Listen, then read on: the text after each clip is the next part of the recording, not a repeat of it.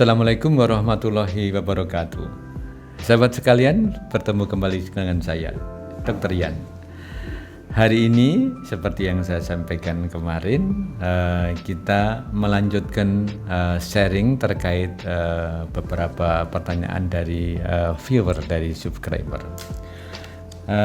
Nyonya TP, Nyonya Tri Pratiwi menyampaikan, saya 41 tahun, mempunyai anak 2, endometriosis berat dengan kista endometriosis kanan kiri ukuran 7 dan 12 cm, cukup besar, dan deep infiltrating endometriosis. Nanti saya jelaskan beberapa poin pada pertanyaan ini.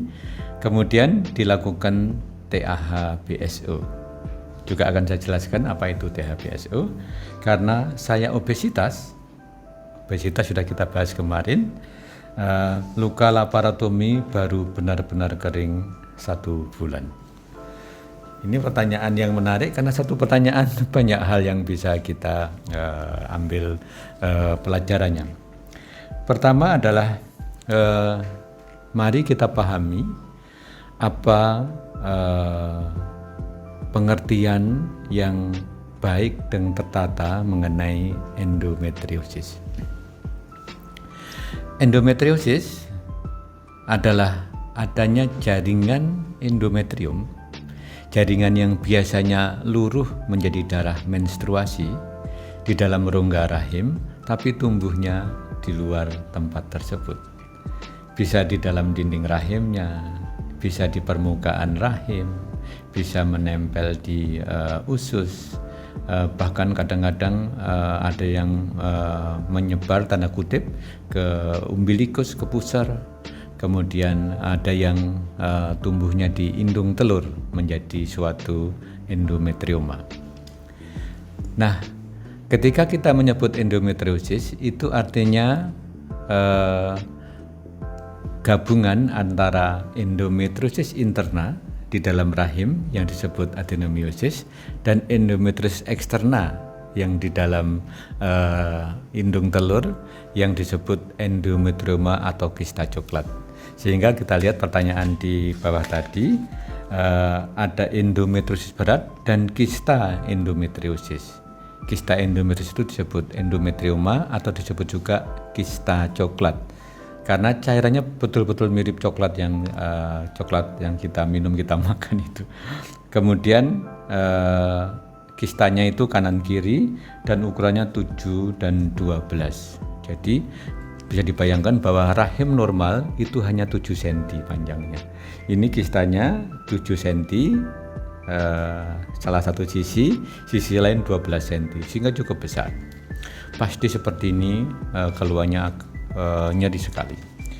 Kemudian yang lain lagi adalah ada istilah deep infiltrating endometriosis, DIS ya, DIS. Nah, apa itu deep infiltrating endometriosis? Adalah seperti tadi yang jelaskan, jaringan endometrium yang tumbuh di luar rahim. Misalnya contohnya adalah di permukaan belakang uterus rahim. Nanti saya tunjukkan gambarnya. Nah, dia menyusup di dalam peritoneum, di dalam dinding rahim dan sebagainya. Bahkan kadang-kadang menyusup di organ sekitarnya, misalnya di organ usus besar yang dekat di situ, namanya sigmoid. Nah, ini yang disebut DES, dan ini ada beberapa gradasinya. Dan ini salah satu yang menyebabkan rasa nyeri. Nyeri pada endometriosis itu, sahabat sekalian, sangat bervariasi. Jadi bisa aja nyeri hanya saat haid, menjelang atau sebelum haid, tapi ada yang nyerinya di luar menstruasi. Jadi nyerinya ada yang ringan, ada yang harus baring terus, ada yang rasanya tertekan, ada yang panas, ada yang bilang seperti ada tembok, ada yang seperti terpotong dan sebagainya. Dia bisa nyeri sekali. Sehingga pada titik tertentu harus dilakukan pengangkatan. Dan pada Ibu Tri ini sudah dilakukan tindakan TAH-BSO. Apa itu TAH-BSO? silahkan mencari satu sesi kita yang kita namakan histerektomi angkat kandungan di channel DYD.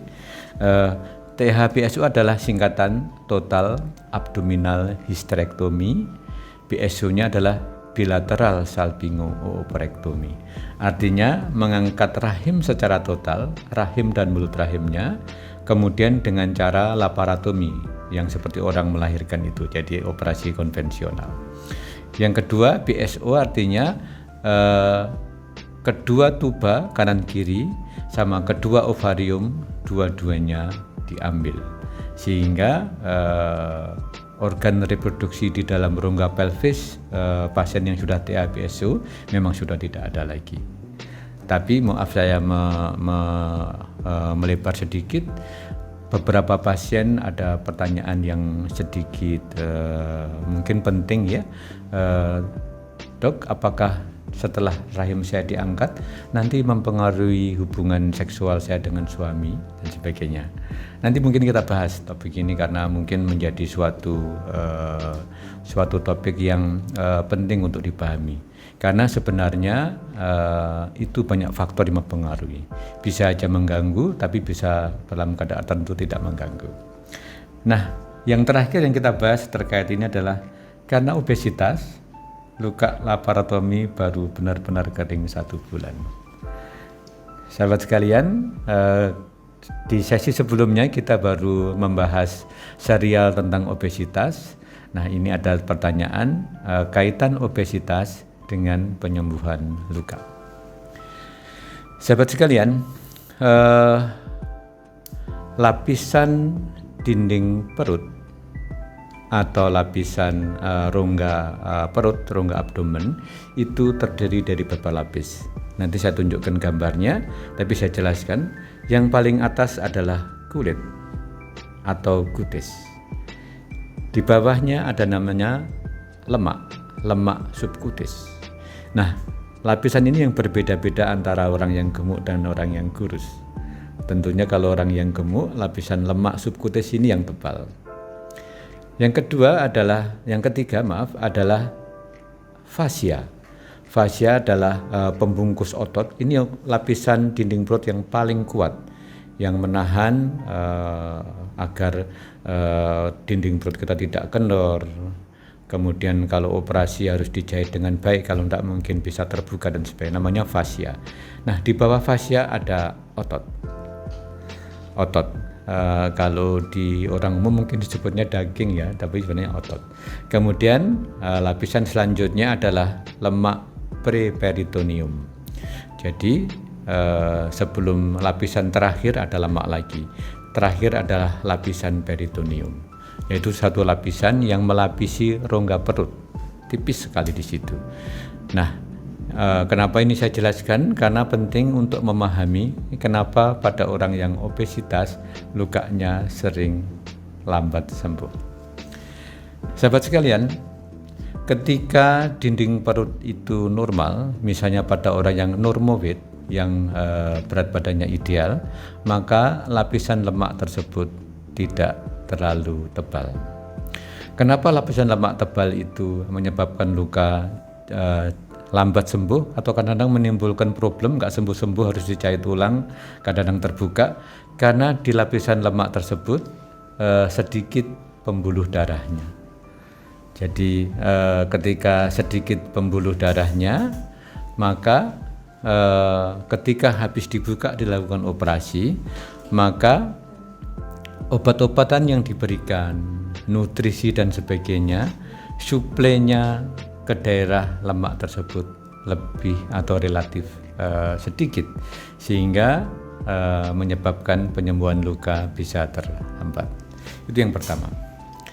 Yang kedua adalah ketika seseorang obesitas kemudian dilakukan operasi, lapisan yang dibuka itu menjadi tebal. Jadi kalau normal itu mungkin dinding perut bisa hanya 3-4 cm, kadang-kadang kita punya pasien yang operasi itu sampai 10 cm tebalnya. Nah, kenapa ini menyebabkan penyembuhan luka terhambat? Karena ketika tebal, kita menjahitnya itu harus berlapis-lapis. Jadi kalau misalnya menutup dinding perut itu normal cuma 3 lapis, bahkan ada yang bisa 2 lapis, kalau ini berlapis-lapis. Nah, ketika lemaknya tebal, kadang-kadang ada juga rongga yang terbentuk yang tidak bisa rapat satu sisi dengan sisi yang lain. Nah, ketika tidak rapat inilah justru nanti tempat mengumpulnya cairan dari luka operasi tersebut. Nah, di situ bisa berkumpul, misalnya kalau ada bakteri dan sebagainya, atau namanya dead space ini, luka yang rongga di dalam luka yang tidak rapat tersebut, menyebabkan menggabungnya dua sisi itu terhambat. Nah, ini juga yang menjelaskan kenapa luka operasi pada orang yang obesitas cenderung lambat sembuh, dan yang kedua adalah kadang-kadang lebih gampang terbuka. Nah, yang terakhir tentunya pada orang obesitas, seperti yang saya sampaikan di sharing mengenai obesitas, kadang-kadang disertai gangguan metabolisme glukosa, misalnya ada diabetes mellitus, atau mungkin gangguan dislipidemia dan sebagainya. Sehingga memang demikian, salah satu saran kita, salah satu hal yang harus dipahami masyarakat sekarang adalah senyampang obesitas itu bisa dicegah, misalnya pada masa pertumbuhan nih, masa balita, anak SD, SMP, maka jangan sampai obesitas. Itu strategi pertama. Kalau sudah terlanjur obesitas, maka harus berjuang untuk menurunkan berat badan, misalnya bertahap menjadi overweight, akhirnya menjadi normal weight. Jadi demikian sahabat, hari ini kita membahas mengenai endometriosis dan operasinya, tapi saya kaitkan sedikit karena memang ada pertanyaan mengenai penyembuhan luka. Ilmu di kita namanya wound healing, jadi suatu pemahaman ilmu bagaimana faktor-faktor berpengaruh pada penyembuhan luka. Demikian sahabat, semoga seri ini bermanfaat. Silahkan ajukan pertanyaan tambahan atau komentar, nanti akan kita bahas selanjutnya pada ASMI Tanya Dr. Yan. Demikian, take care, stay healthy, see you tomorrow. Mari dukung channel ini dengan memberikan like, share, comment, and subscribe.